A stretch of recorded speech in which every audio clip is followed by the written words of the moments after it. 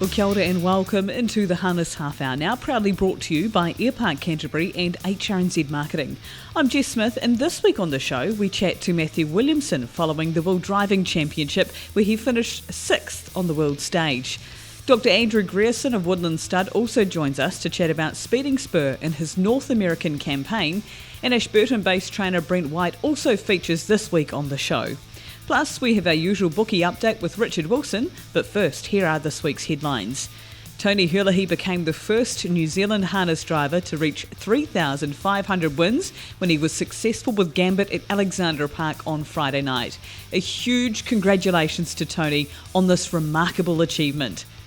Scott Phelan also hit a major milestone in his driving career when he recorded his 500th New Zealand driving win last Thursday night at Cambridge. Well done to Scott too. The junior driver finalists have been found for the 2019 Macmillan Equine Feed Junior Driver Championship to be held at Addington and Rangiora in early July. Teams for the series are North Island Benjamin Butcher, who is the captain, Luke Whitaker, Alicia Harrison, Dylan Ferguson, Jack McKinnon and Fergus Schumacher. In the South Island team, Captain John Morrison, Mark Hurrell, Cherie Tomlinson, Ben Hope, Kimberly Butt and Sarah O'Reilly. And the Nelson Winter Cup was won by 4-year-old Storm Prince for Paul Court and Blair Orange. The son of Stunning Cullen has now won 4 of 18 career starts.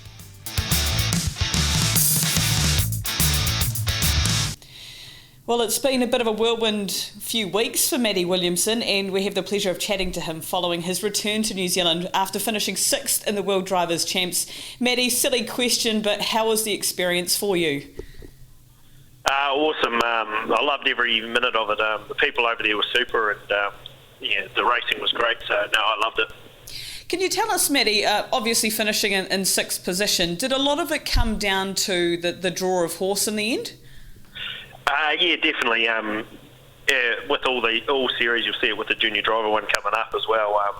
If you don't draw the horses, it doesn't matter who you are. You can't carry them, so they're the ones that have to do the running at the end of the day. But it just luck of the draw. Luckily enough, there was 25 races, so you had to draw some decent ones, and the guys that won it and they were great drivers. Any of those, the whole lot of them really, to be fair, were super drivers. So it was just down to luck on the day, luck of draws and stuff like that. Yeah. And did you find it a bit to adapt to, or did you find it quite easily in the early stages to adapt to their type of racing? Yeah, I thought it was going to be harder than it was. With the no pushing especially was one that I thought was a real pain beforehand, but it didn't end up being too much of a factor. A lot of them tend to pull out really early, and if you had a sort of average horse, you could sneak up the inside or through the middle, and then you generally got to run anyway because most of them were tied by the last bend as it was. So it generally worked out quite that you got to run anyway. But that was the one thing probably beforehand I was a wee bit annoyed with. And whip-wise, it was 5 hits inside the last 500, but again, that wasn't too bad either because they seemed to have their horses a fair bit keener, so a lot of the time you were gone before you got to that point, or you were jogging, Yeah. And were you fascinated, Matty, about, obviously they only race trotters there, so for you, being a trotting fanatic, the speed at which those trotters go and just how clean-gated they are? Yeah, to be honest, I actually didn't find it that much different to ours. A lot of the races we were in, there was 2 or 3 nearly galloping every time, so wow. I didn't really, and even gate-wise, you had to drive them. They weren't like driving paces, which I thought they probably were going to be a bit more like. But no, they were very similar to here. They were going rough, and you had to watch them out the gate and stuff like that. So no, it was very similar that way. And for you, Matty, what were some of the highlights on the track? Obviously, a dead heat with Yannick Gingras was pretty special. Oh, yeah, definitely. Great guy. And then, such a famous guy. They loved him over there. So, yeah. And it was just in Sweden, so I'd hate to know what it was like for him back home. But, so dead hitting with a guy like that was super. And winning on a cold blood was pretty cool. Just the whole trip was, an amazingly good time. And how much they loved the horses was probably the thing that stood out to me the most.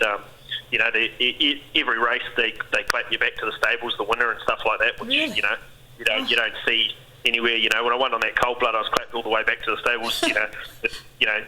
People strung out all the way down the straight and they're all clapping as you go back. Wow. Stuff like that. It's just so different. Yeah, and I guess the big difference is is it the second most popular sport over there behind hockey or something? It's massive. Third. Okay. Yeah, third. But but that just shows how huge it is. We get our Cup Day crowds and stuff like that, but half of that crowd's there for the drinking and all the rest of it, the social side. Whereas these people are all there for the horses. They're watching them all day, and they're pre-warmed every horse before they race, and they're clapping them doing that on the big days as well. Yeah, exactly. And you would have made a lot of lasting friendships, Matty, within that group on the tour? Oh, yeah, definitely. Everyone got on real good. It was probably one of those, like most things, it took a couple of days for everyone probably to open up and let down, and then by the end of it, we're real close, like a family at the end of it. Yeah. And the extracurricular activities, I know that they take you on a lot of tours of different farms. Was there something that really stood out for you on the tour side? Only thing that probably did annoy me on the trip is we didn't actually get to any farms. They did more extracurricular sort of fun stuff. We went on a boat. We went on a boat ride and go karting. Of course, there wasn't enough Kiwis over there, so it was an Australasian victory. Me and Todd and his dad and David Aiken teamed up, and so we brought home the go-karting cup for New Zealand, so that was probably one of the highlights. Good on you. And lastly, Matty, did you pick up anything that you could bring home and use here in terms of driving or the trotting side of things? Probably stuff I wouldn't tell over the over here. No, we better keep these secrets. Yeah, Phil told me to put pencil some stuff away and don't tell anyone. So. But no, it was all very similar. So I didn't think they were as far ahead of us as you sort of think. Our trotters are very very much the same, and the training was very different. But I didn't think they'd get it. Oh, fantastic. Oh, well, we won't twist your arm and get any more of the trade secrets. We'll let you have that to yourself. But thank you so much for your time, Matty, and all the best to you and Charlotte for the next journey for you. No, thanks very much. Yeah, Charlotte's she's due to have it, so she's about ready to get rid of it too, I can tell you. So hopefully it's meant to talk soon. It'll be great. Good. All the best, Matty. No, thanks very much. And in social media news for this week, from New Zealand, Tony Hurley, of course, gained a huge response on our social media with news of his 3,500 driving wins. Scott Phelan also features on our social media too. You can check that out, HRNZ Facebook. From Australia, Mick Stanley has confirmed that the New Zealand Cup is definitely on the radar for Soho Tribeca. For more on that, you can follow Adam Hamilton's stories on the HRNZ website. And from the US and Canada, Tim Tetrick won his 11,000th race as a driver over the weekend in the USA.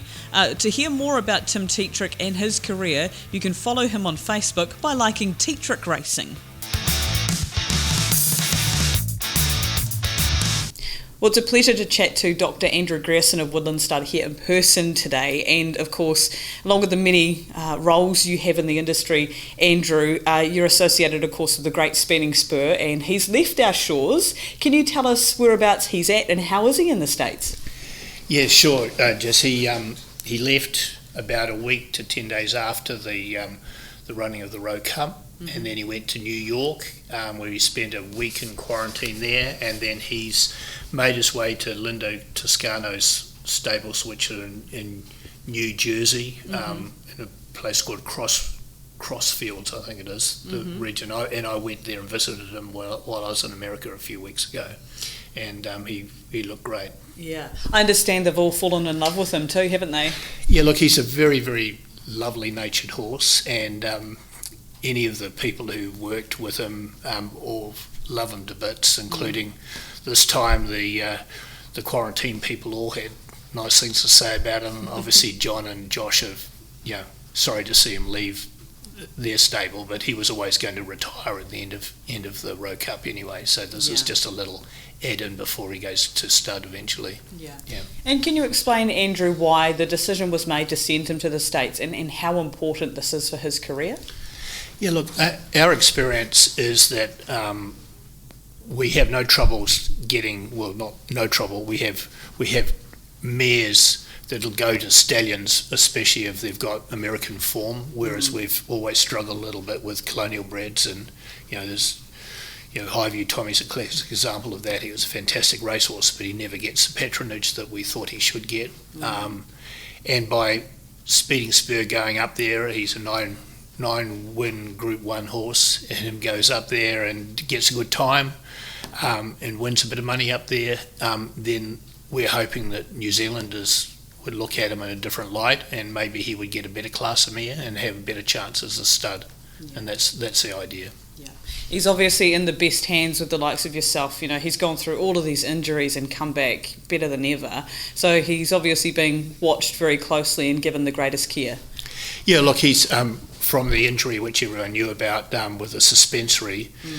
It's really hard to see which leg that is now. And, it's full credit to the staff at Woodlands, Tony Grayling and Charlotte Mooney at the time, and the Dickies and everyone, how much time and effort, and my veterinary staff in the practice, and how much time they spent to get him right, and as it's turned out now, he's completely fine. Touch wood in that leg. It's not been a problem since the last lot of racing. So he's had several Group 1 races that he's run and performed very well and never shown any sign of lameness. And that was one of the reasons why we were happy to let him have a crack at this. If he was a day-to-day proposition or something like that, then we would never have considered it, because we all love the horse. We want to make sure he has the best chance in life, and we don't want to jeopardise that.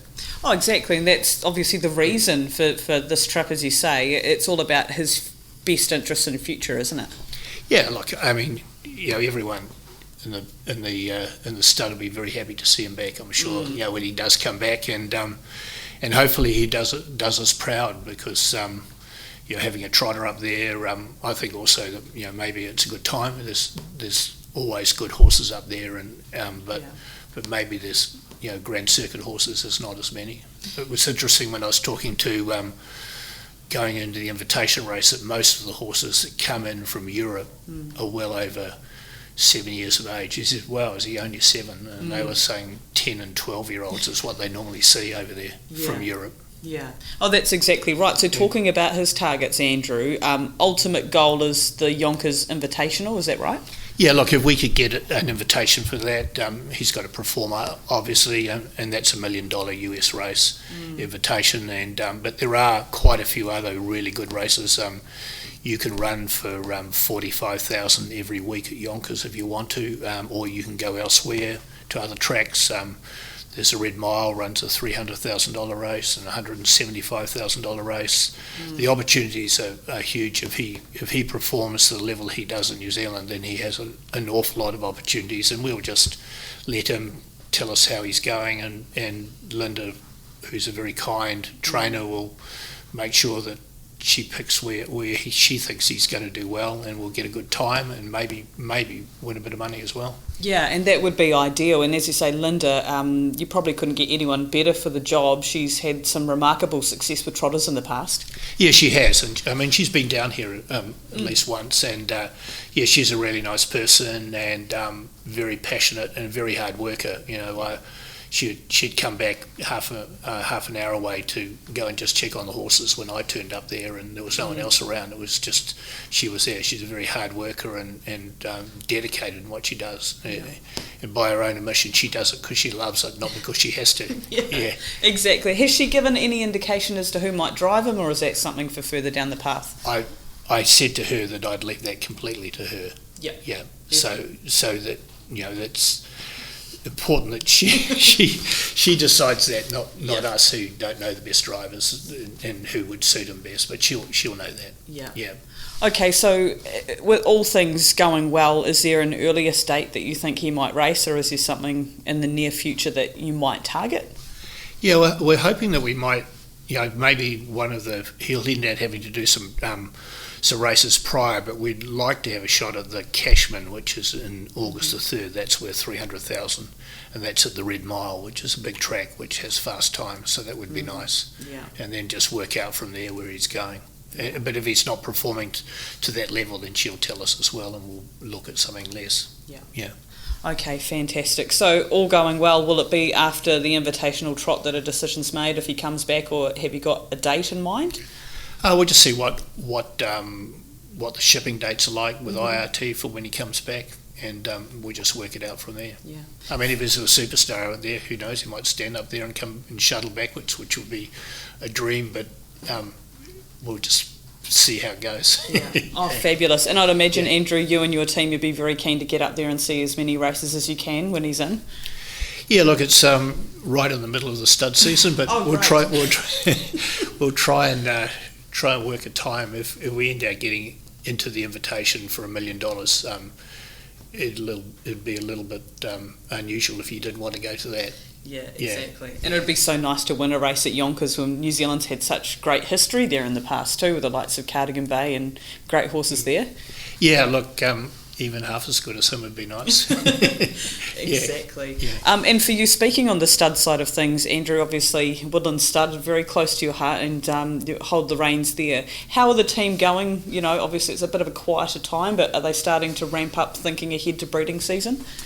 Yeah, look, we're going through our own matings. We breed, well in excess of 100 mares every year, so it's that's a process. We had a really good weanling sale. We've retained a certain number of yearlings for sale as well, and some racehorses as well. So the staff are involved with that. Like in the old days, you used to think that winter was a lull period, but my studmaster Tony Grayling assures me that's not really the case. I'm sure. Yeah. And we have got bigger, and so with that, there's always something to do, and just making sure that everything is done right as well, which is I've got fantastic staff. It makes all the difference. Oh yeah, I take my hat off to them, especially around the yearling sales time. How many miles must they walk? Yeah, look, and it's right through that, and then there's the office staff, and then marketing, Stacey White, and Mark Hughes in Australia. They do a really good job, and so it's a team effort in every respect. So I enjoy them working with us, not for us. Yeah. And were you happy, Andrew, with the way the weanling sale went? See, Sweet Lou's been really well received. Yeah, look, I think it was a great sale, and it serves a purpose for several reasons for the industry. One is that there's a lot more horses that we can breed that we would probably struggle to breed. We're only selling them as yearlings.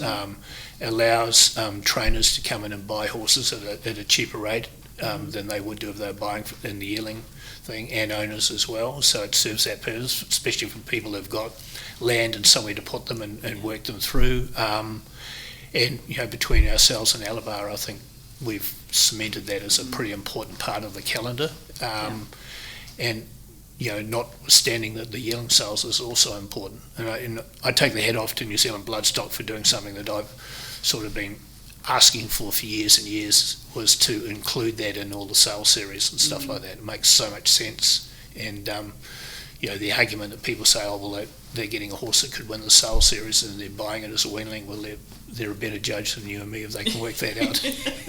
Exactly. Well, Andrew, I know you're busy. I know you've got to pop over to the other office and speak to New Zealand Bloodstock as well, but some really exciting times. We've got our fingers crossed for Speeding Spur and look forward to following his progress.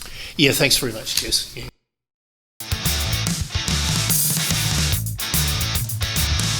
Airpark Canterbury is Christchurch's only 24/7 privately owned off-site airport car parking. If you feel strongly about supporting privately owned business, support Airpark Canterbury. It's only a short drive to the airport in the Airpark Canterbury free shuttle. So if you want the cheapest parking option around, try Airpark Canterbury. Call 0800 Airpark or online at airparkcanterbury.co.nz. There's always a park for me at Airpark Canterbury.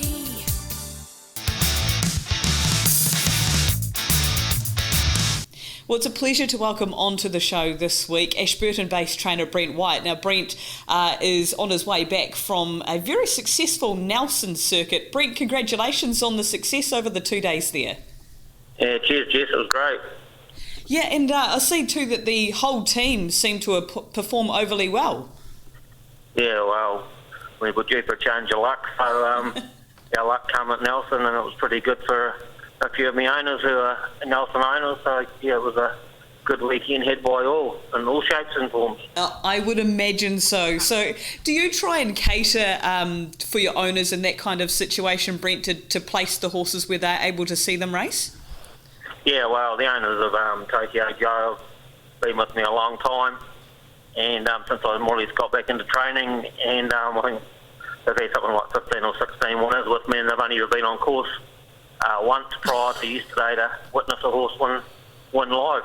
Oh my goodness. Well, I can understand now why there was such a big celebration. But not only did you have a win with Tokyo Joe, but Hot Staff and Burlington were also winners on the first day.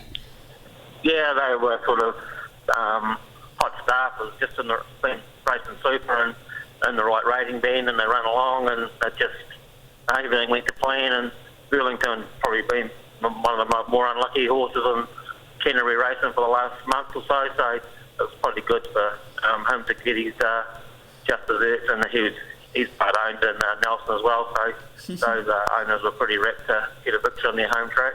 It sounds like you just seem to select the owners, Brent, based on where the good places to go racing are. Yeah, well, I'm from up that way, born and bred from up that way, so it's like going, it's not quite home, but it's like going back to your home track, and so yeah, it is nice to be up there. Oh, good on you too. And understand that 12 months ago, was it, you moved to Ashburton? Yeah, me and my partner Elena, we moved up about 12 months ago from South Canterbury, and now lease a barn at the track, and we've got a 10-acre property of our own with a house net on that we can graze our horses on, so it all works pretty good now. Oh, fantastic. And how many horses are you working at the moment, Brent? We do about 14. Wow. Michaela Lewis works for me, and my son Tim gives me a hand for a couple of hours before he goes off to his normal job. Yeah. Oh, fantastic. And you must be really proud of the way Michaela's developing. Yeah, no, she just got to take the opportunity. She drove a nice race the other day with Tokyo Joe and got him back into form, and I think she's got a few more opportunities coming her way over the next month out of my stable, so hopefully next season she gets a few more opportunities from outside stables, and yes, she might grow in confidence. Oh, fantastic. And in terms of the horses that you're looking forward to coming up, is there any horse that we should be keeping an eye out for from your team? Like Burlington, he's a real nice horse. He's gone to the paddock for a spell now, and Cranbourne won a polo. I'm pretty lucky to got three nice horses to look forward to at Christmas time, and had a wee 2-year-old filly by Better's Delight that was come from the sales that I quite like. So they always appear from somewhere. You just never know, do you? No, that's the beauty of this game. It just gives you enough hope to hang in there, doesn't it? Yeah, exactly. So you've got to have one or two of those nicer horses, otherwise it's hard to get out of bed in the morning. Yeah, definitely. And Brent, are you open, if anyone's listening to this and maybe they're looking for a trainer for their horse, are you open to taking on board new horses? Yeah, we're always looking to take on new owners, we don't sort of push our barrow too much, and if someone rings, we'll more than definitely take their horse on. Yeah, and great to see too, you've got the Facebook active as well, so that really helps get the name out too. Yeah, I've already got to give Michaela and Tim, my son, the credit for that. Michaela does 90% of it, so great. I'm not sort of tech savvy, so I'll leave that up to those ones, and they do a pretty good job. Yeah, that's part of the key, isn't it? If you're not quite comfortable doing it self, then there are people on board or in your team that can help with that stuff. Yeah, all the younger people know all about it, don't they? Yeah. I still call myself young, but they're all younger than me and they know what's going on. Do you feel young after all the partying in Nelson's the question? Yeah, no, we're pleased to see me bed tonight. Hey, good on you, Brent. I know you're on the way home, so thank you for your time and well done on another successful circuit. Okay, cheers, thanks. Airpark Canterbury is Christchurch's only 24/7 privately owned off-site airport car parking. If you feel strongly about supporting privately owned business, support Airpark Canterbury. It's only a short drive to the airport in the Airpark Canterbury free shuttle. So if you want the cheapest parking option around, try Airpark Canterbury. Call 0800 Airpark or online at airparkcanterbury.co.nz. There's always a park for me at Airpark Canterbury.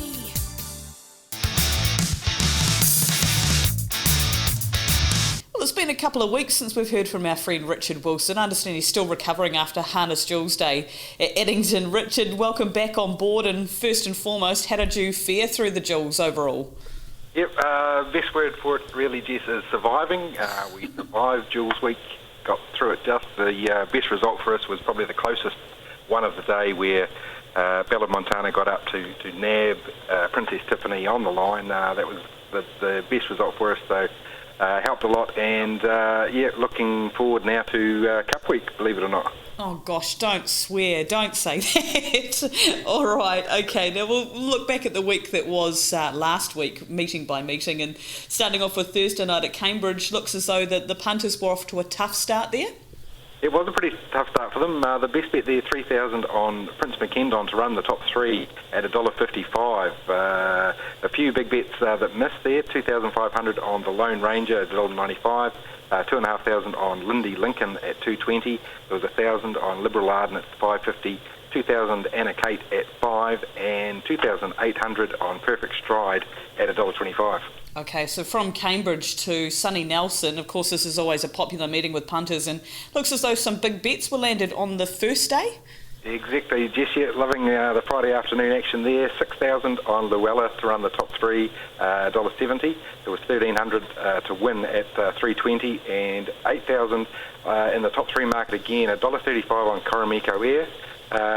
3,000 on Burlington at $1.90, and $500 bets on Change is Good at both $6 and $5.50 were very good. $1,000 JT Tyron at $4, $1,000 on Karpai at $2.60, and $1,000 on Hot Staff at $2.70. They all got home as well. A couple of missed there. 3,000 on Sippin' on Jack at $1.90. That was a big run after an early gallop. 2,500 on Sweeney Todd at $3.50. And 2,000 at $3. There was 2,000 on the Kike at 16, 1,500 on Luella to win at $3.60, 1,300 on Tyrone Shea Bella at 4, and 1,400 at $3.80. There was 2,000 on Koromiko Air at $3.10, and another 1,000 at $3. Okay, and of course on Friday as well we had Alexandra Park Friday night, where Tony Hula, he hit that magic milestone, but it wasn't so nice for punters, I understand. No, it was pretty tough for them there. 300 on Vatican Hill at 12, the best bet there. 500 on Copy That at 6, and 800 on Sartorius at $3.70, also pretty good. 2,600 to win at $4.80, and 7,000 on the top three market at $1.90 on CK Spur helped us out quite a bit, as did 2,000 and $1,000 bet on the Empress at $1.90. $500 on McGilligan Point at 31, really swinging for the fences there.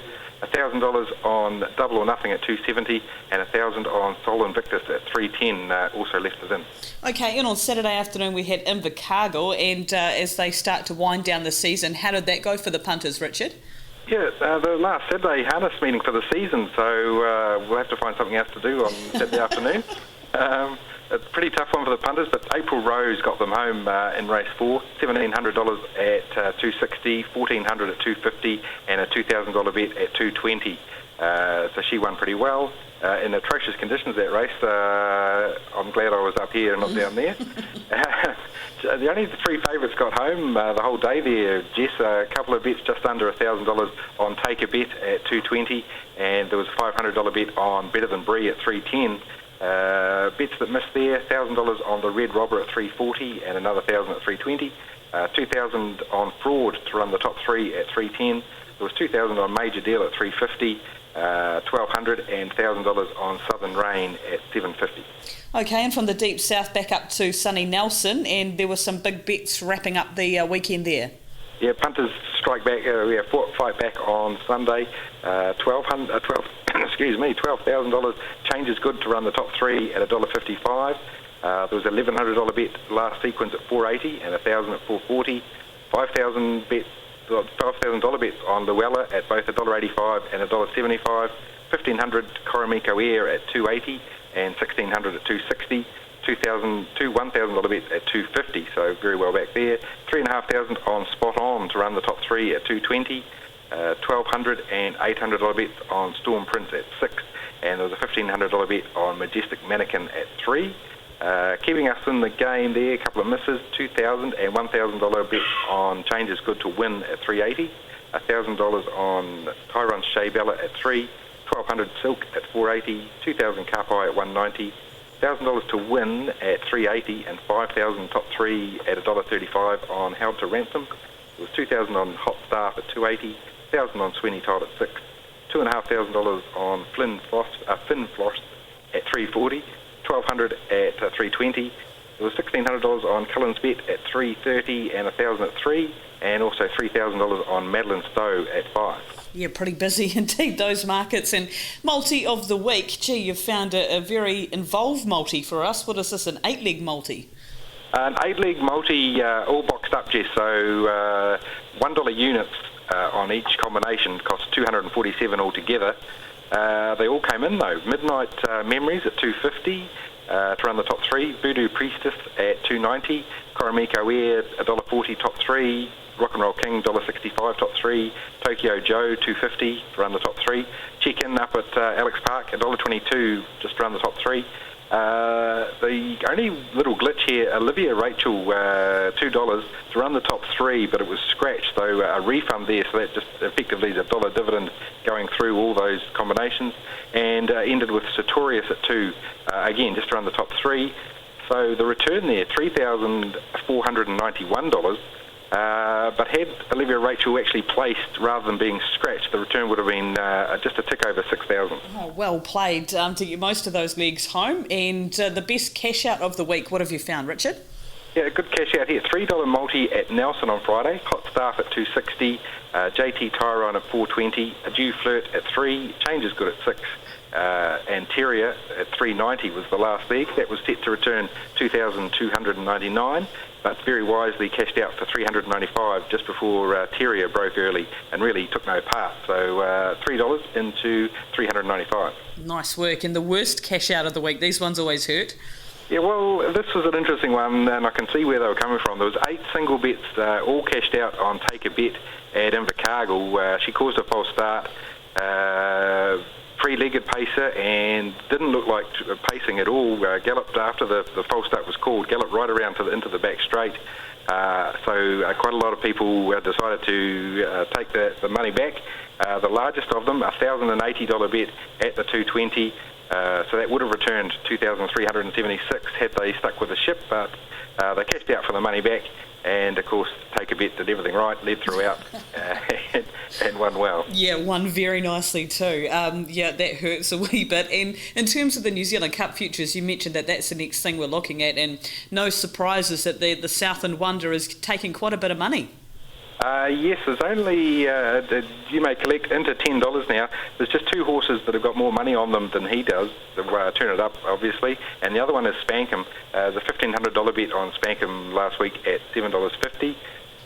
So a little bit of action there at the top of the market. And just looking ahead the week, Forbury Park on Thursday, got Addington on Friday with those 3 anticipated races, the Uncut Gems, hopefully featuring You May Collect. Jules Place getters and Group 1 winners and so on aren't eligible, so there should be some very competitive races there. And also Auckland on Friday and then Oamaru on Sunday. Yep, and we do it all again next week, back to normal. It's hard to believe after all the hype of the IRT harness, Jules, that we get back into a bit of a lull and then back to looking at the New Zealand Cup. As you mentioned, it's all a bit scary. Richard, I know you've got some greyhound markets to go and look at, but thank you very much for your time as always. Yep, not a problem, Jess. Very good. And coming up, harness racing wise this week, starting off with Thursday night in Forbury Park in Dunedin. That does include a $75,000 pick 6, so make sure you invest on that. Friday night we have Alexandra Park and also Addington Raceway to be held. Sunday, Oamaru in North Otago. And that's it for this week's Harness Half Hour. Thanks to Airpark Canterbury and HRNZ Marketing. Don't forget the Harness Half Hour podcast is available on the HRNZ website, HRNZ Facebook page, on the Punters Lounge on tab.co.nz, via Spotify and also iTunes.